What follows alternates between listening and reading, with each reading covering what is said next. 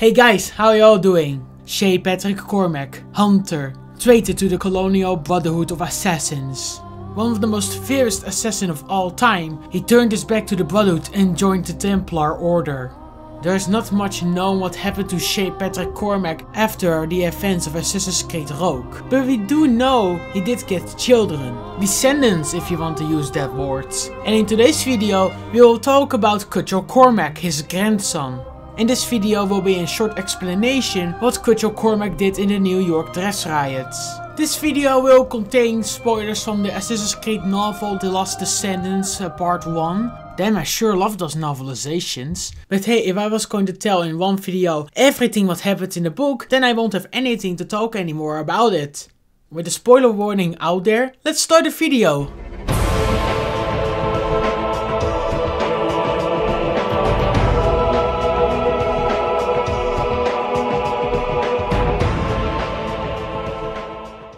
Cormac, like his father before him, were both trained by Shay Cormac. Like Shay, he and his father were both part of the Templar Order.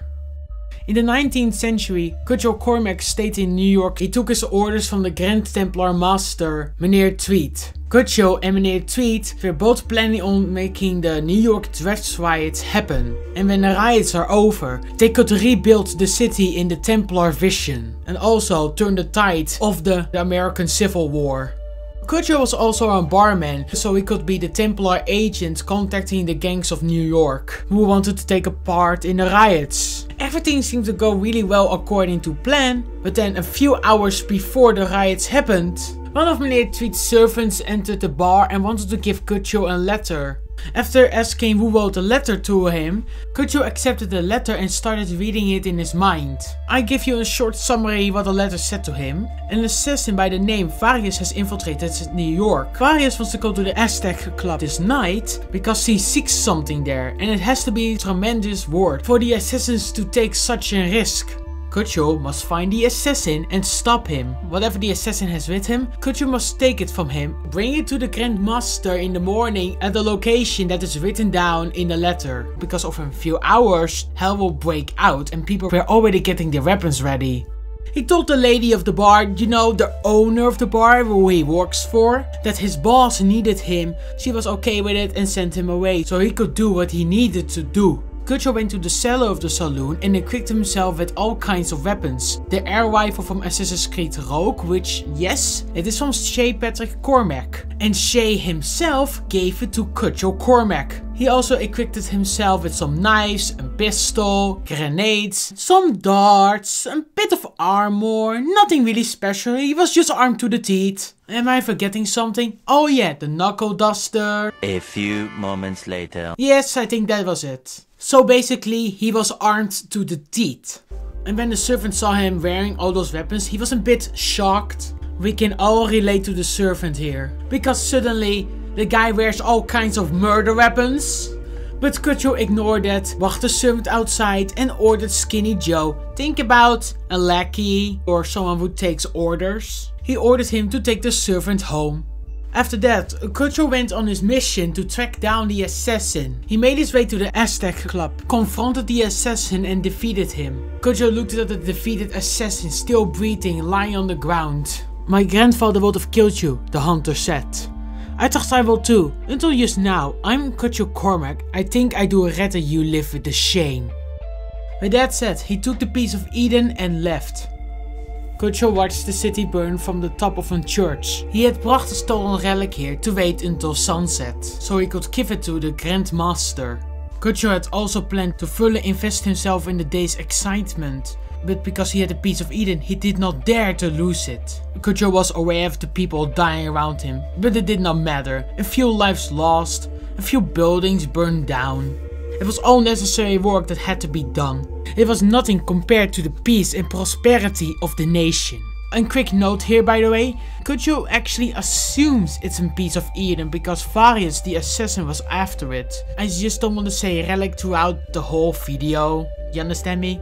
Back on the topic on hand, saw an orphanage getting burned down by the rioters. He was okay with a few people dying. But children? That was just sick. He descended to the streets, he took the attention of the rioters so the children could escape. Eventually, he led the children away from the rioters and brought them to safety.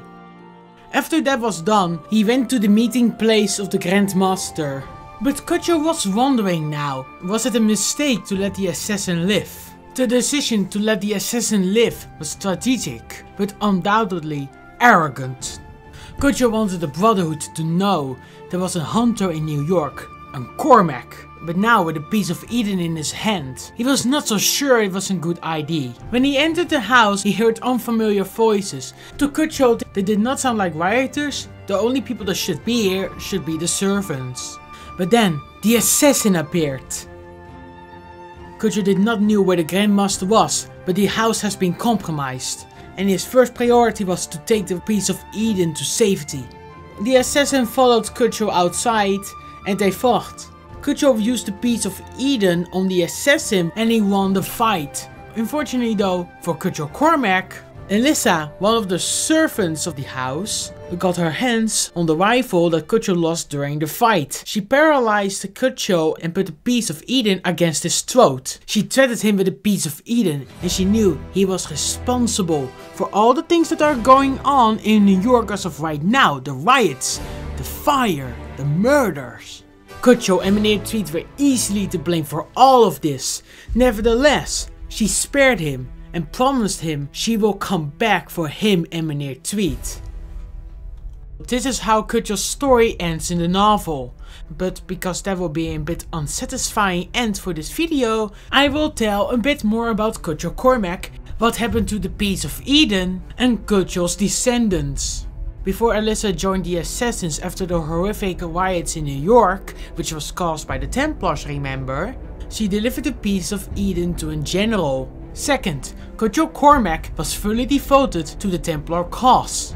He doesn't mind to be a tool to the Templars so long he is a useful tool, so he can bring peace and not be an agent of chaos like the Assassins. When he got confronted about his choice of words, because New York was on fire, he called it refiner's fire. You could kind of say it like, progress requires sacrifice. It was necessary to get rid of the people who will hold back the city's progress. Besides being cold on the death of other people and dedicated to the Templars, like his grandmaster, he was against the idea of slavery. Like his grandfather, he had an eye out for girls. And he had a heart for children.